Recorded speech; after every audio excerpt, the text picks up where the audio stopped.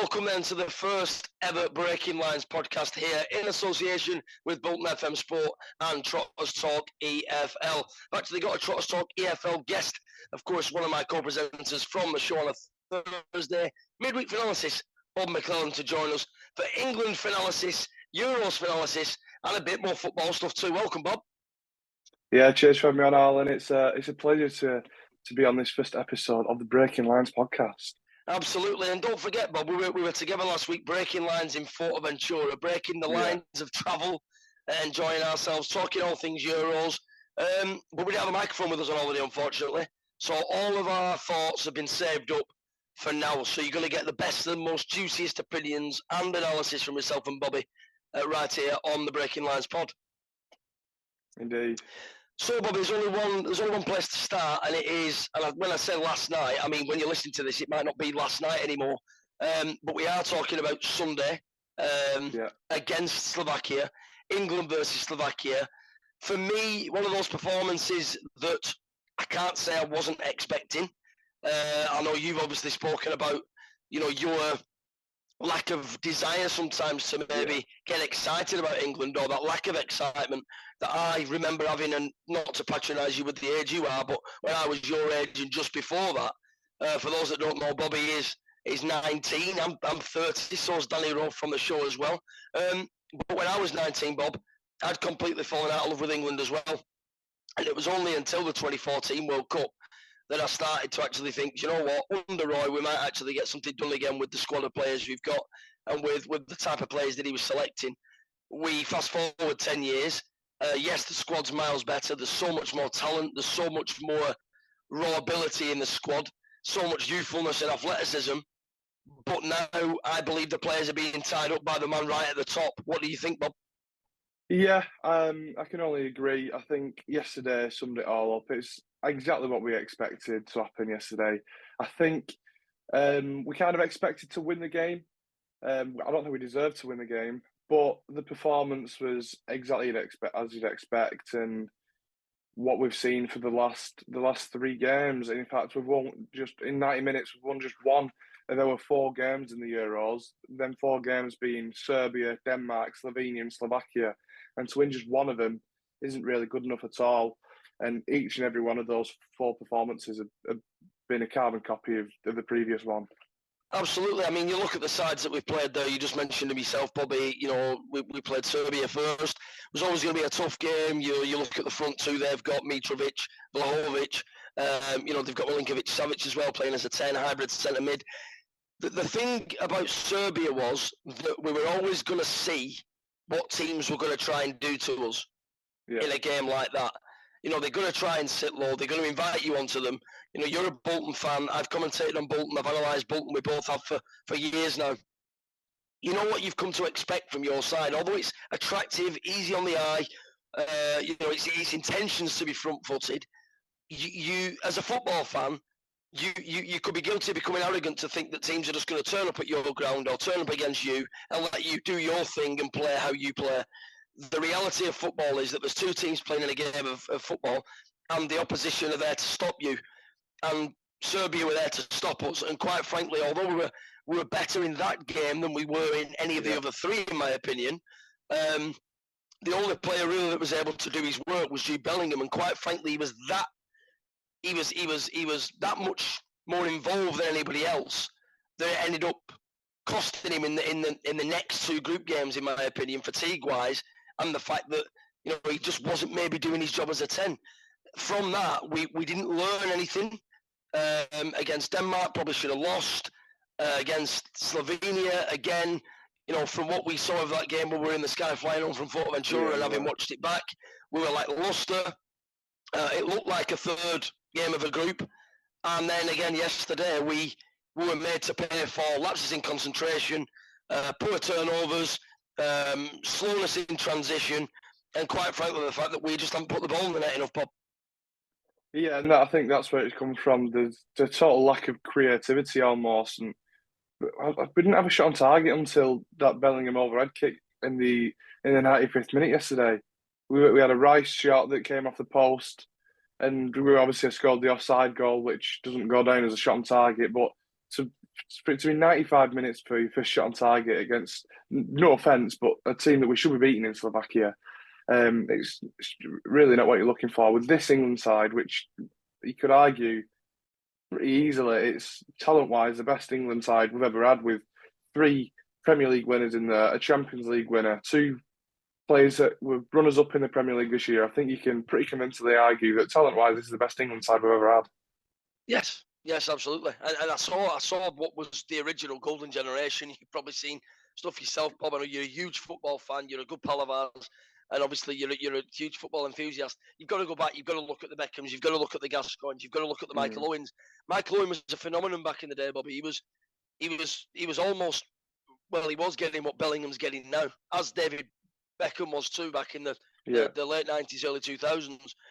I think what we've got to be careful of with Jude, though, and I know it's hard because he keeps turning up with, the goals and in big moments doing unbelievable stuff.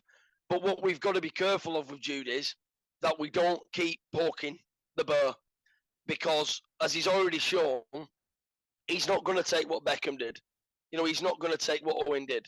He's not going to take what the England stars of yesteryear took when they were being completely lambasted. Now, I think the criticism is fair on the team. I think to be pointing out and focusing on certain players at the moment when, quite frankly, we don't actually know how them players are being asked to play or asked to do things under Gareth Southgate. Quite frankly, I think the players are having the shoelaces tied together and being told to run a mile, and also having to wear handcuffs and shackles in every game. But with Jude, he's obviously going to defend the manager. He gave him his big break. That's not me assuming or saying that he's got a loyalty to Gareth, a blind loyalty. But Jude now feels at the age of 20 that he wants to lead the pack alongside Kyle Walker and the rest of the squad. But he's going to bite back at the media, the mainstream media. He's going to bite back at journalists. He's going to defend the team to the hilt. But with Jude then, if he doesn't quite back up what he has done so far, or, goes against something that he's told the media he's going to do, or, maybe does something wrong in a game, you better believe that they will come back for, I don't know if you can call it revenge, but they'll come back and try and paint him in a different light. Bobby, what do you think on that? Poster boy in a player can sometimes get pretty dangerous, can't it? Yeah, 100%. And as you said there, with the media, possibly, if for example, we go out to Switzerland and Bellingham has a bad game or gets sent off or scores an own goal or something like that, the media will go after him. And it's kind of unbelievable that that's the type of media we have here in England, that we kind of look for any little bit of negativity and pounce on it instantly. Look, he turned 21 just 2 days ago, Bellingham. 21 years of age, and he scored an overhead kick to realistically, I know it wasn't the winner, to realistically put us through to the quarterfinals of the Euros. That should give him a lifetime worth of credit. But it won't. Absolutely. And no, well, it won't do, Bob, because we're a fickle nation when it comes to football and when it comes to football journalism in terms of England, I believe, and we always have been. I mean, mainstream journalism, not the independent freelance journalists. A lot of independent journalists are very, very good. A lot of the companies are very, very good at what they do. But it's just where does the rhetoric go sometimes? What kind of avenue are you looking to go down, and the intentions as to why? I don't always believe they are trying to destroy England. I think they're trying to get a reaction.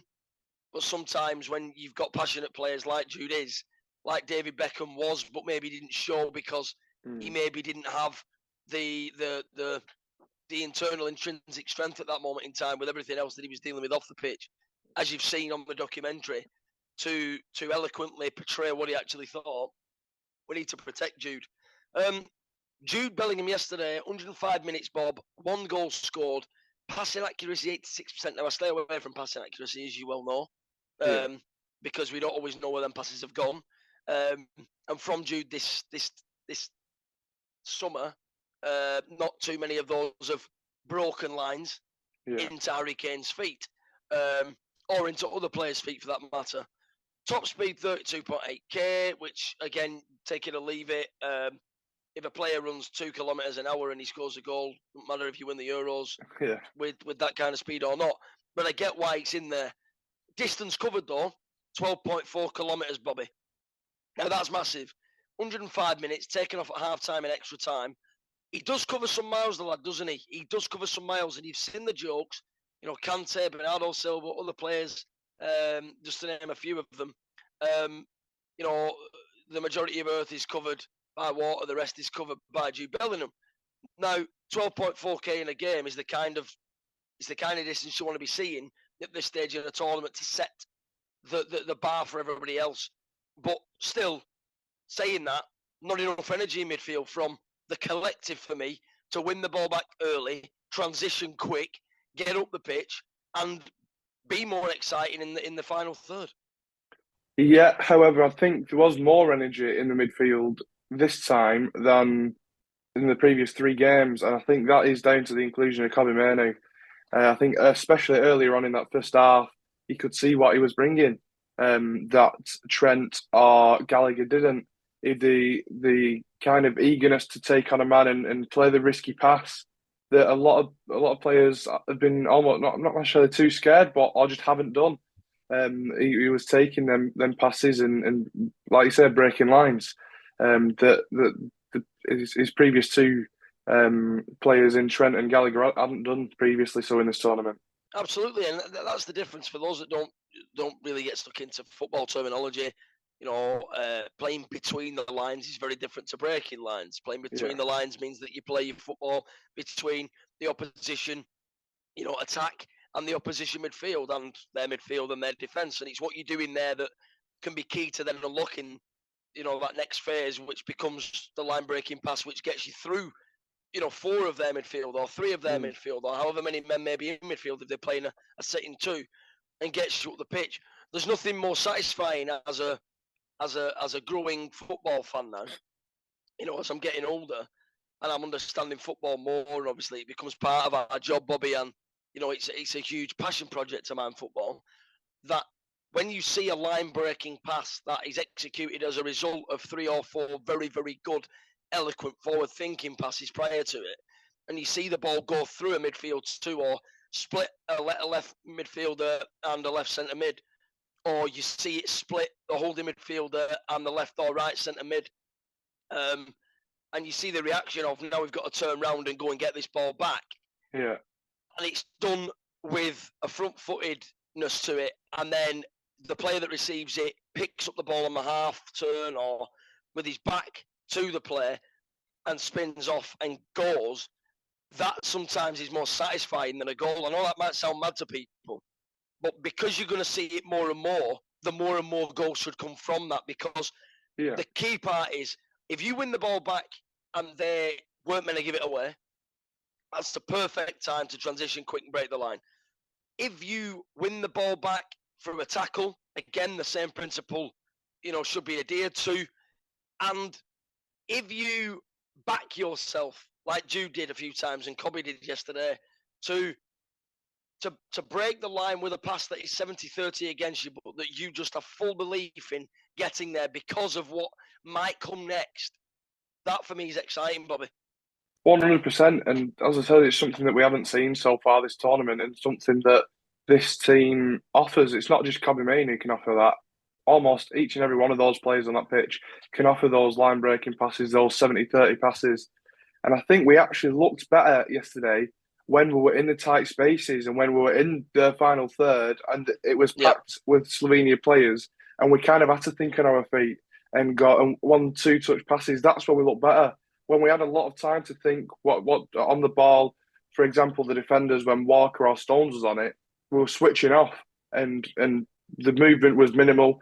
And that was proved from the free kick that we got in our own half, that Walker rolled to Stones. He didn't even know he'd passed it. And the Slovenia man had shot from the halfway line and nearly found the back of the England net. So when we have minimal time to think about what to do, I think that is when the footballing brains kick in, and that's when we look a lot better. Absolutely right. Let's rewind then, Bob. Other players to mention as well, not just Jude, not just Kobbie Mainoo. Before we move on, actually, in fact, rewinding 2 seconds there, the Matt Gahey flick on. You know, it won't get spoken about enough. You know, I go back to a tweet I put out last night after the game, just sat here thinking about the game. You know, Edin Dzeko in 2012, Balotelli's assist for Aguero, the only assist of the season for him. Adam Lafondra's cross as a Bolton lad for Aaron Wilbraham. they're moments in games that get forgotten about because of the end result and because of the execution from the final player to touch the ball. That Mark Gahey flick on could become iconic. Maybe not as iconic as the overhead kick, but very iconic in terms of an actual assist, something that was hugely directly beneficial to what happened next. And to be able to have the awareness to just flick that on into an area that is a danger area from that throw-in, make contact with the ball in the area of the pitch when you are up against the Slovakia side full of lads that are not frightened to go and run through somebody to head a ball. Every single who would win every header. By the way. Yeah. It was almost computer game like, weren't it? I mean, they call it scripting nowadays, don't they? Almost looked like it was scripted to happen. The fact that he won the header with so much great contact, and that Jude had the time to adjust his body and overhead kick the ball into the back of the net. Well, yeah, as we won the throw-in, actually, we just had a throw-in seconds before that the Slovakia defence had won the first contact, and as soon as the ball went out for a second throw-in, I said, "Brilliant, let's watch Slovakia win the 300th header of the game." And that wasn't the case. That was literally the first header that they'd lost all game. And the second one that they'd lost all game led to another England goal through Ivan Toney. So that shows how critical it is to win that first contact. And the two times that they didn't, we kind of pounced on that opportunity. Absolutely, it was a really, really good header, and obviously for somebody that's come into the England squad, I've got to admit, even with a bit of I wouldn't say doubts, because you know what Mark Gahey can do in the Premier League and for Crystal Palace, and he's a imposing lad, and he's athletic. You can see that straight away. But unproven, I think there was a bit of a wariness, even from myself, that for him, to get thrust into it with the expectation that we go win the tournament, playing against John Stones, who for me I absolutely adore. Obviously, he's a City fan, but who's not played much football towards the back end of the season, didn't look fit to me until, still doesn't really look fully John Stones fit, and obviously a player that's played a lot of the season as a hybrid midfielder next to Rodri. He's not really played that many games at centre half, so you've got Mark Gahey unproven for England, and John Stones playing as a centre half, somewhere that he's not played for a lot of the season, although he should be able to still play there because it's his natural position. But Gahey's been the standout for England, Bobby, and he's shown that lion-heartedness at centre half. He's been the last man. He's put big challenges in. He's took a yellow card as a result of Kieran Trippier giving the ball away yesterday, throwing himself into the challenges. And again, great in you have to call it transition from a throw-in. And a really, really, really clever bit of work for the goal yesterday. Yeah, and because of that yellow card, he will be missing for the Switzerland game on Saturday evening. So we will have to look for another centre-back pairing for John Stones, whether that be Concert or Lewis Dunk, or I think it will be Joe Gomez.